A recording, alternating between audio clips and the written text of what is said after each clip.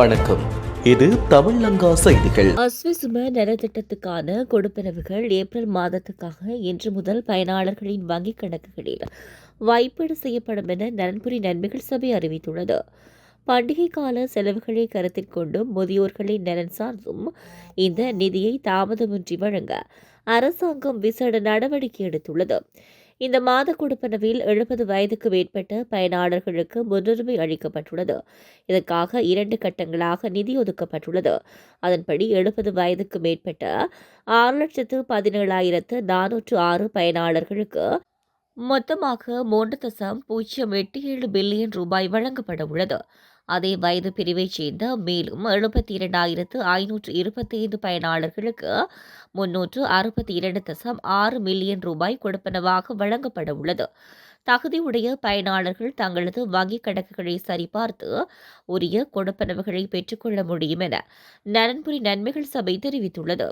பண்டிகை காலத்துக்கு பின்னர் எஞ்சியுள்ள பொருளாதார தேவைகளை பூர்த்தி செய்ய இந்த தொகை பெரிதும் உதவியாக இருக்கும் என எதிர்பார்க்கப்படுகிறது. மத்திய கிழக்கு பிராந்தியத்தில் நிலவி வரும் தீவிர போர் பதற்றங்களுக்கு மத்தியிலும் உலகளாவிய எரிசக்தி சந்தையில் மசகு எண்ணெய் மற்றும் இயற்கை எரிவாயுவின் விலை இன்று மேலும் வீழ்ச்சியை சந்தித்துள்ளது.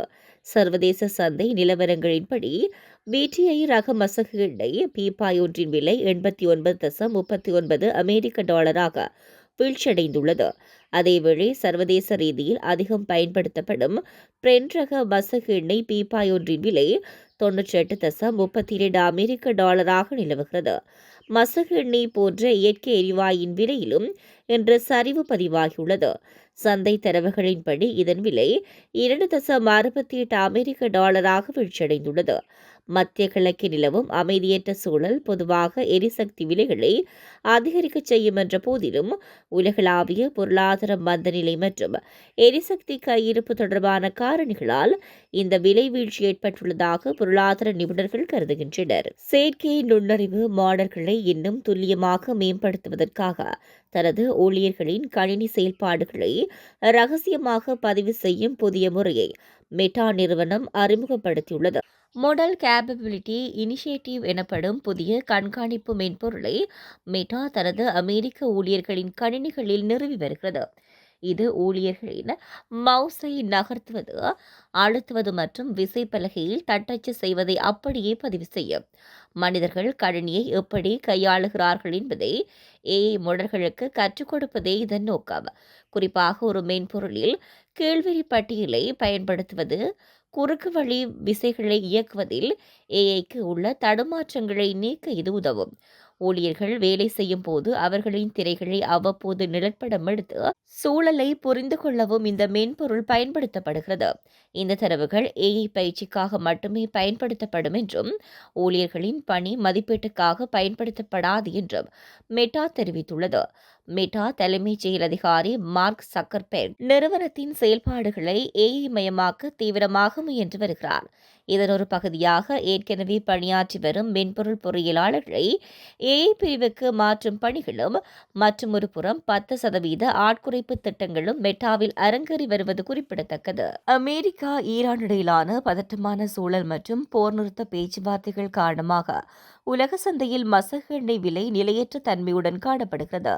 இதன்படி பிரெண்ட் ரக மசகு எண்ணெயின் விலை 5% மேலாக உயர்ந்து ஒரு பீப்பாய் $100 தாண்டியது.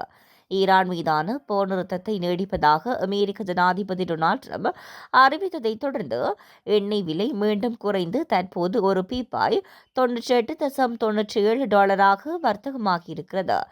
விலை சற்று குறைந்திருந்தாலும் இன்றைய வர்த்தக ஆரம்பத்தில் இருந்த விலையை விட இது அதிகமாகவே உள்ளது. குறிப்பாக கடந்த பிப்ரவரி மாதம் போர் தொடங்குவதற்கு முன்னதாக இருந்த விலையுடன் ஒப்பிடும்போது தற்போது மசகு எண்ணெய் விலை 35% உயர்வில் உள்ளது.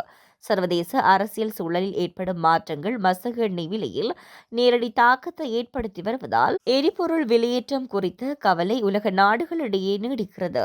லெபனானில் ராணுவ நடவடிக்கையின் போது இயேசு கிறிஸ்து சிலையை சேதப்படுத்திய 2 இஸ்ரேல் வீரர்களுக்கு அந்நாட்டு ராணுவம் 30 நாட்கள் சிறை தண்டனை விதித்துள்ளது. லெபனானில் உள்ள ஒரு கிராமத்தில் இஸ்ரேல் ராணுவம் அண்மையில் தேடுதல் நடவடிக்கையில் ஈடுபட்டிருந்தது. அப்போது அங்கிருந்து இயேசு கிறிஸ்துவின் சிலையை வீரர் ஒருவர் சுத்தியலால் உடைத்துள்ளார். மற்றொரு வீரர் அதனை புகைப்படம் எடுத்துள்ளார். இந்த செயல்கள் தொடர்பான காட்சிகள் சமூக வலைதளங்களில் வெளியாகி பெரும் சர்ச்சையையும் கண்டனங்களையும் ஏற்படுத்தின.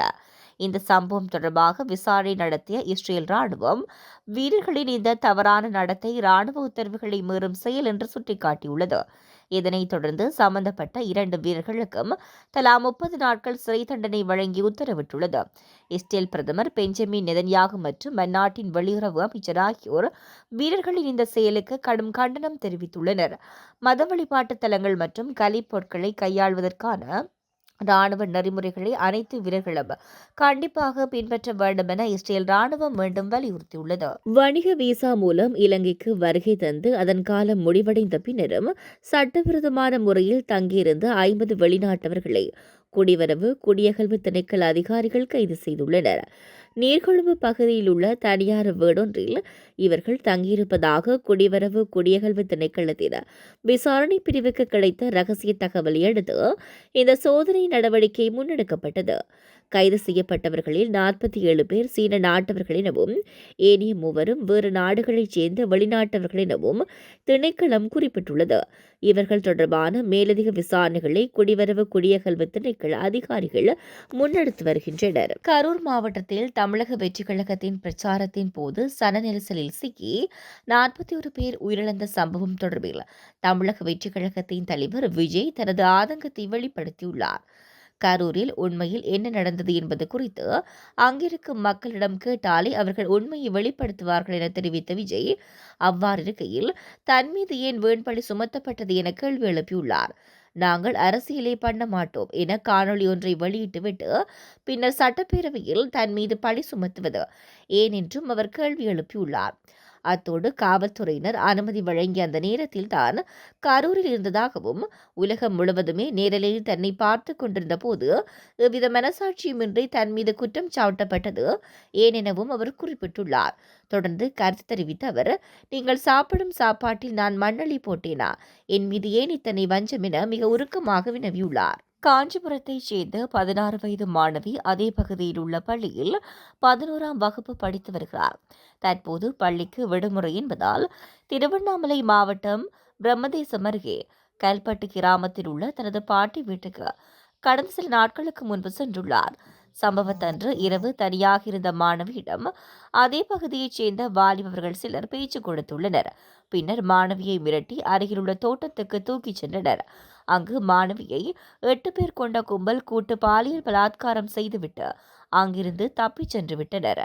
இதில் பாதிக்கப்பட்ட மாணவி வீட்டுக்கு சென்று தனக்கு நேர்ந்த கொடுமை குறித்து உறவினர்களிடம் தெரிவித்தார். இதனால் அதிர்ச்சியடைந்த அவர்கள் மாணவியை உடனடியாக அருகிலுள்ள மருத்துவமனையில் சேர்த்தனர். மாணவியின் உடல்நிலை மோசமாக இருந்ததால் மேல் சிகிச்சைக்காக காஞ்சிபுரம் அரசு மருத்துவமனைக்கு அழைத்து சென்றனர். அங்கு அவருக்கு தொடர்ந்து சிகிச்சை அளிக்கப்பட்டு வருகிறது. இந்த சம்பவம் குறித்து தகவல் அறிந்த திருவண்ணாமலை மாவட்ட போலீஸ் சூப்பரண்டு டாக்டர் சுதாகர், கூடுதல் போலீஸ் சூப்பரண்டு சதீஷ்குமார் மற்றும் பிரம்மதேச போலீசார் சம்பவ இடத்துக்கு சென்று விசாரணை நடத்தினர். மேலும் அந்த பகுதியில் போலீசார் முகாமிட்டு கூட்டு பாலியல் பலாத்காரத்தில் ஈடுபட்ட நபர்கள் குறித்த தகவல்களை சேகரித்து வருகின்றனர். இந்த சம்பவம் தொடர்பாக அதே பகுதியைச் சேர்ந்த சிலரை சந்தேகத்தின் பேரில் போலீசார் பிடித்து விசாரணை நடத்தி வருகின்றனர். பாட்டியின் வீட்டுக்கு வந்த மாணவியை கடத்திச் சென்று 8 பேர் கொண்ட கும்பல் கூட்டு பாலியல் பலாத்காரம் செய்த சம்பவம் அந்த பகுதியில் அதிர்ச்சியையும் பரபரப்பையும் ஏற்படுத்தியுள்ளது. அமெரிக்கா ஈரான் இடையேயான போர் 40 நாட்கள் நீடித்த நிலையில் கடந்த 7ஆம் தேதி 2 வார தற்காலிக போர் நிறுத்தம் அறிவிக்கப்பட்டது. இதில் இரு நாடுகளிடையே பாகிஸ்தானில் நடந்த அமைதி பேச்சுவார்த்தை தோல்வியில் முடிந்தது.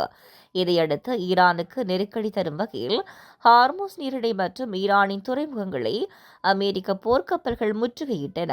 மேலும் ஈரான் நோக்கி பயணித்த சரக்கு கப்பல்களை அமெரிக்கா சிறைப்பிடித்தது. இதற்கு ஈரான் கடும் எதிர்ப்பு தெரிவித்தது. இரு நாடுகளிடையே 2ஆம் கட்ட அமைதி பேச்சுவார்த்தை மேற்கொள்ள பாகிஸ்தான் தீவிரமாக முயற்சி செய்து வரும் நிலையில் தற்காலிக போர் நிறுத்தத்தை கூடுதலாக ஒரு நாள், அதாவது இன்றுடன் நீடித்து அமெரிக்க ஜனாதிபதி ட்ரம்ப் உத்தரவிட்டார். தமிழக வெற்றிக் கழக தலைவரும் நடிகருமான விஜய் நடித்திருக்கிற ஜனநாயகன் திரைப்படம் இணையத்தில் சட்டவிரோதமாக வெளியான விவகாரத்தில் திருவேற்காட்டைச் சேர்ந்த நபர் ஒருவர் சென்னை ஐகோர்ட்டில் முன்ஜாமீன் மனு தாக்கல் செய்திருக்கிறார். கேவிஎன் புரொடக்ஷன் தயாரிப்பில் விஜய் நடித்திருக்கிற ஜனநாயகன் திரைப்படம் தணிக்கை வாரியத்தின் மறு ஆய்வுக் குழுவின் பரிசீலனையில் இருந்தபோதே கடந்த ஏப்ரல் 3ஆம் தேதி இணையத்தில் சட்டவிரோதமாக வெளியானது. இது திரையுலகினரிடையே பெரும் அதிர்ச்சியை ஏற்படுத்தியது. இது குறித்து தயாரிப்பு நிறுவனம் அளித்த புகாரின் பேரில் அசோக் நகர் போலீசார் வழக்கு பதிவு செய்து தீவிர விசாரணையை நடத்தி வராங்க. இந்த நிலையில் இந்த வழக்கில் திருவேற்காட்டைச் சேர்ந்த உமா சங்கர் என்பவர் சென்னை ஹைகோர்ட்டில் மனு தாக்கல் செய்தாங்க. அந்த மனுவில் அவர் கூறியிருக்கிறது என்ன அப்படின்னு சொன்னா, எனக்கும் திரைத்துறைக்கும் எந்த தொடர்பும் இல்லை. சமீபத்தில் இதய அறுவை சிகிச்சை செய்திருக்கிறார். ஜனநாயகன் படம் இணையத்தில் வெளியானதில் எனக்கு எந்தவித பங்கும் இல்லை.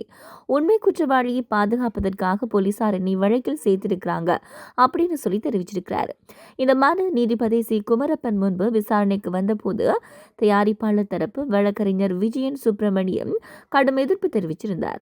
மனுதாரர் தான் இந்த வழக்கின் முக்கிய குற்றவாளி. அவர்தான் சட்டவிரோதமாக படத்தை இணையத்தில் வெளியிட்டிருக்கிறார்.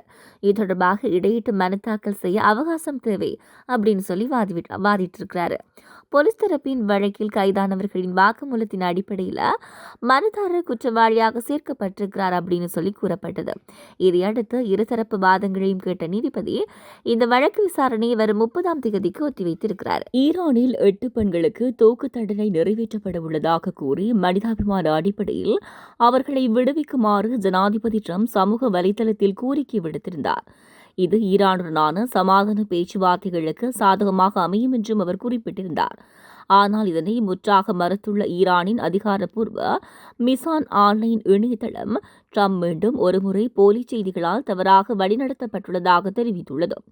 மரண தண்டனையின் விளிம்பில் இருப்பதாக கூறப்படும் அந்த பெண்களில் சிலர் ஏற்கனவே விடுவிக்கப்பட்டு விட்டதாகவும் ஏனையோர் மீதான குற்றச்சாட்டுகள் உறுதிப்படுத்தப்பட்டாலும் அவர்களுக்கு சிறை தண்டனை மட்டுமே வழங்கப்பட வாய்ப்புள்ளதாகவும் ஈரான் நீதித்துறை விளக்கம் அளித்துள்ளது.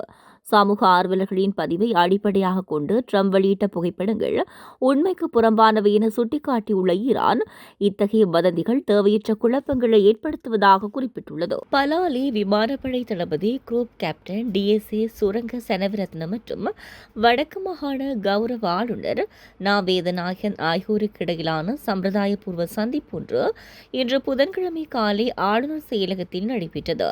இருவருக்கும் இடையே மிகவும் சுமூகமான முறையில் அமைந்திருந்த இந்த சந்திப்பில் சமகால நிலைமைகள் குறித்து கலந்துரையாடப்பட்டது. இந்த உத்தியோகபூர்வ சந்திப்பில் வடக்கு மாகாண ஆளுநரின் செயலாளர் சிவபாத சுந்தரம் சத்தியசீலன் அவர்களும் கலந்து கொண்டிருந்தார். தீவக பிரதேசத்தின் அபிவிருத்தி தொடர்பில் இதுவரை எந்தவொரு அரசாங்கமும் காட்டாத அக்கறையும் கரிசனையும் மாண்புமிகு ஜனாதிபதி அனுரகுமார திசாநாயக்க தலைமையிலான அரசாங்கமே காண்பிக்கிறது. இந்த தீவக பகுதி மக்கள் எதிர்பார்த்திராத பல மிகப்பெரிய அபிவிருத்திகளில் நடக்கும். அந்த நல்ல மாற்றங்களை இங்குள்ள மக்கள் விரைவில் அனுபவிப்பார்கள் என வடக்கு மாகாண கௌரவ ஆளுநர் நா வேதநாயகன் அவர்கள் தெரிவித்தார்.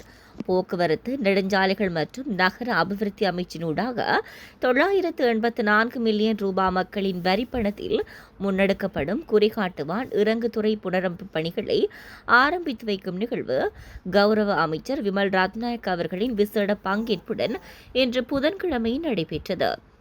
இந்நிகழ்வில் கலந்து கொண்டு உரையாற்றிய கௌரவ ஆளுநர் மேலும் தெரிவித்ததாவது, வடக்கு மாகாணத்தில் உள்ள கடல் கடந்த தீவுகளுக்குரிய பிரதான போக்குவரத்து மார்க்கமாக உள்ள குறிகாட்டுவான் இறங்குதுறையின் புனரமைப்பு பணிகள் இன்று ஆரம்பித்து வைக்கப்பட்டுள்ளன. இது எமது மக்களின் நீண்ட நாள் கனவு நிறைவேறும் நன்னாளாக அமைகிறது. குறிப்பாக நெடுந்தீவைச் சேர்ந்தவர்கள் இந்த இறங்குதுறையில் தமது படகுகளை நிறுத்தி வைப்பதில் பெரும் இடர்களை எதிர்கொண்டிருந்த நிலையில் அதற்கான நிரந்தர தீர்வும் தற்போது எட்டப்பட்டுள்ளது. மாண்புமிகு ஜனாதிபதி அனுரகுமார திசாநாயக்க தலைமையிலான தற்போதைய அரசாங்கம் ஆட்சிக்கு வந்த பின்னர் தீவக பகுதியின் அபிவிருத்தி தொடர்பில் விசேட கரிசனையுடன் செயற்பட்டு வருகிறது. இப்பகுதியின் வீதி புனரமைப்பு பணிகளுக்கும் அதீத முக்கியத்துவம் வழங்கப்பட்டிருக்கிறது.